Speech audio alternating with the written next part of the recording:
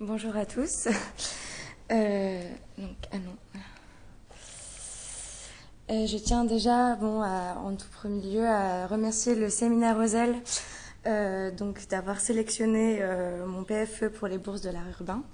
Et je tiens aussi à remercier les professeurs qui m'ont accompagnée dans ce travail. Sans eux, je ne serais pas là aujourd'hui. Pour ce projet, scénographier le paysage intermédiaire, je vous emmène à Turin, en Italie. À l'échelle de la ville, je me suis intéressée aux permanences et aux impermanences. Turin se définit aussi bien à partir de ses espaces stables que de ses incertitudes et ses espaces de doute. Marquée par son histoire industrielle, la ville s'est vue progressivement délocaliser ses usines en périphérie, laissant en son centre une multitude d'amnésies urbaines, d'espaces non définis, espaces dits vides. Je me suis intéressée à ces espaces de latence parce que pour moi, ils étaient synonymes d'espaces à potentiel de transformation. Plus spécifiquement, pour le choix du site, je me suis orientée vers le quartier Aurora, donc à Turin, parce que c'est un quartier en bordure de centre-ville, mais populaire, et qui contraste avec ses alentours donc par la présence d'une friche de 8 hectares, la friche Officine Grandi Motori, qui est partiellement détruite. Cette friche, aujourd'hui, représente une singularité urbaine dans le paysage urbain. Elle représente un archétype de l'esthétique industrielle et elle est à l'abandon aujourd'hui. Elle devient une inquiétante étrangeté, une étrangeté poétique. Elle forme une trace qui se juxtapose avec le tissu urbain. Elle n'est plus intelligible dans sa logique de construction parce qu'elle est hors d'échelle. Elle représente aujourd'hui la mémoire de la ville et crée son imaginaire. Devenu symbole dans le quartier, le site soulève aujourd'hui de nombreux enjeux et de nombreuses questions. Parce que sa destruction est un sujet épineux, donc le site reste en latence aujourd'hui. Et voilà, depuis de nombreuses années. L'enjeu du projet est de faire avec ce qui est déjà présent, de réinvestir le site en friche pour le reconnecter à l'urbain, tout en respectant sa temporalité plus longue, son incertitude et son caractère. Donc vous pouvez remarquer l'évolution du site dans le temps. En ce qui concerne le projet, donc, le premier geste de projet était de le reconnecter, donc de reconnecter ce site avec l'urbain.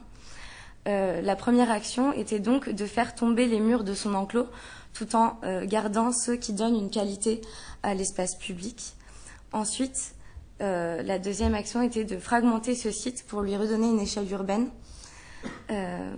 Et enfin, la troisième action, de créer des redans pour offrir des espaces publics et créer de nouvelles séquences urbaines dans l'espace urbain. Ensuite, pour régénérer l'espace urbain, j'ai mis en place un processus de réactivation des édifices abandonnés dans le temps. Chaque activation est reliée avec une institution du quartier pour le ranimer. Et donc, au fur et à mesure, le site reprend vie. Pour régénérer l'espace urbain, il a fallu se demander ce que voulait dire générer. Générer, c'est donner naissance à quelque chose avec comme point de départ sa genèse, sa génétique. Ici, ce sont les traces au sol, les fondations encore perceptibles de la friche rasée. La posture architecturale est de faire renaître le site de par ce qu'il a constitué auparavant. C'est ainsi que pour le choix de la programmation des édifices existants, j'ai procédé par un processus d'analogie.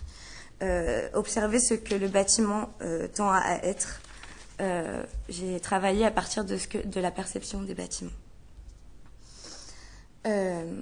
C'est ainsi que le nouveau bâtiment devient un théâtre.